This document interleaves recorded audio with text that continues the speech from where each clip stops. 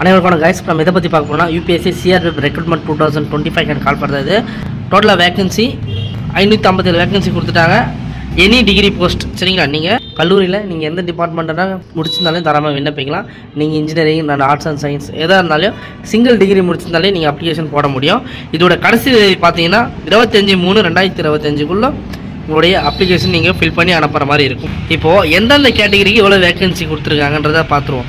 இதோட admit card, exam process, exam date, result எல்லாமே UPSC மூலமாக தான் நாங்கள் உங்களுக்கு தெரிவிப்போம் சரிங்களா. வேறு எந்த ஃபெதர் வெப்சைட்லேருந்தும் உங்களுக்கு ரிசல்ட் ஆல் டிக்கெட் வராது அப்படின்னு தெளிவாக சொல்லிட்டாங்க. அப்ளிகேஷன் போடக்கூடிய நபர்கள் யாராக இருந்தாலும் உங்களுடைய working mail ID plus mobile number, current update இருக்கிற உங்களுடைய மெயில் ஐடி ப்ளஸ் ஃபோன் நம்பரை நீங்கள் ஃபில் பண்ணிடுங்க. இது சென்ட்ரல் கவர்மெண்ட் ஜாபு, ரெகுலர் பேசிக் தான் சரிங்களா. டெம்பரரி பேசிக் கிடையாது. நீங்கள் ரெகுலர் பேசிக் தான் ஒர்க் பண்ணுற மாதிரி இருக்கும். பர்மனெண்ட் ஜாப் சரிங்களா. டோட்டலாக வேகன்சி தெளிவாக கொடுத்துட்டாங்க. இப்போது பிஎஸ்எஃப்ல பொறுத்த வரைக்கும் 24 வேகன்சி கொடுத்துருக்காங்க. சிஆர்பிஎஃப்ல 204 வேகன்சி, அதே சிஎஸ்எஃப்ல 92, ஐடிபிபி 4 வேகன்சி, எஸ்எஸ்பி 3 வேகன்சி. இதில் எல்லாமே கமாண்டட் போஸ்ட் தான். டேரெக்டாக நீங்கள் ஆஃபீஸர் கேட்டகரியில் தான் உள்ளே வர மாதிரி இருக்குது. இப்போது எஜுகேஷன் எல்லாம் சொல்லியாச்சு. இப்போ பேச்சுலர் டிகிரி இருந்தாலும் நீங்கள் தாராளமாக விண்ணப்பிக்க முடியும்னு சொல்லியாச்சு சரிங்களா. சரி ஓகே, நம்மளுக்கு எக்ஸாம் ப்ராசஸ் எங்கே நடக்கும், செலெக்ஷன் எல்லாம் எங்கே நடக்குன்றதை நம்ம ஒன்று வேணால் பார்த்துருவோம். நம்மளுக்கு எக்ஸாம் ப்ராசஸை பொறுத்த வரைக்கும் சென்னை, மதுரை சென்டர் கொடுத்துருக்காங்க சரிங்களா. நீங்கள் தமிழ்நாட்டில் எந்த இடத்துல இருந்தாலே நீங்கள் அப்ளிகேஷன் போடலாம். ஆனால் சென்டர் 2 இடம் தான், சென்னை, மதுரை. நீங்கள் அப்ளிகேஷன் போடும்போது ப்ரிஃபரன்ஸ் கொடுத்துருங்க.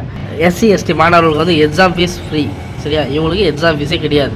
மற்ற எல்லா கேட்டகரிக்குமே நீங்கள் 200 ரூபா பே பண்ணி ஆகணும். பெண்களுக்கு எக்ஸாம் ஃபீஸ் கிடையாது.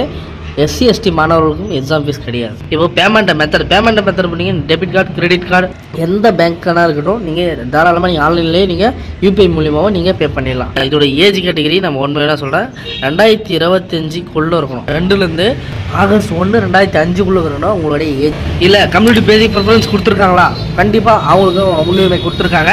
எஸ்சி எஸ்டிக்கு 5 வருஷமோ, ஓபிசிக்கு 3 வருஷமோ, நீங்கள் எக்ஸர்வீஸ்மெண்ட் கேட்டகரியில் இருந்தீங்கன்னா உங்களுக்கு ஏஜ் ரிலாக்ஸேஷன் ஃப்ரீ.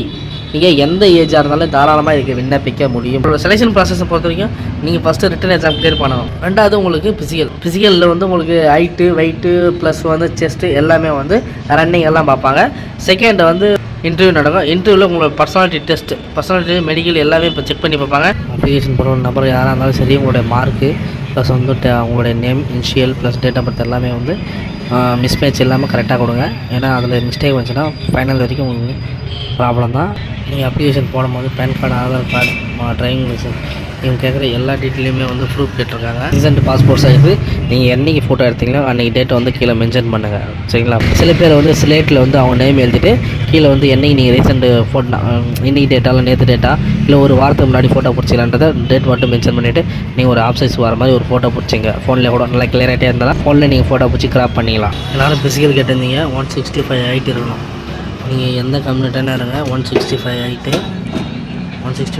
ஹியூமன் பார்த்தீங்கன்னா 157, செஸ்ட் 81 சரிங்களா. வெயிட் பார்த்தீங்கன்னா 50 கிலோவுக்கு மேலே வரும் கம்பல்சரி. வெயிட் இந்த மாதிரி ஹைட் ரொம்ப கம்மியாக கேட்டிருக்காங்க 165. நீங்கள் எந்த கம்யூனிட்டாக இருந்தாலும் சரி 165 ஹைட் இருந்தாலும் தரமாக விண்ணப்பிக்கலாம். உங்களுடைய ஐப்ரோ சரிங்களா, உங்களுடைய ஐ பவர் எந்த அளவுக்கு இருக்கணுன்றதை சொல்கிறேன்.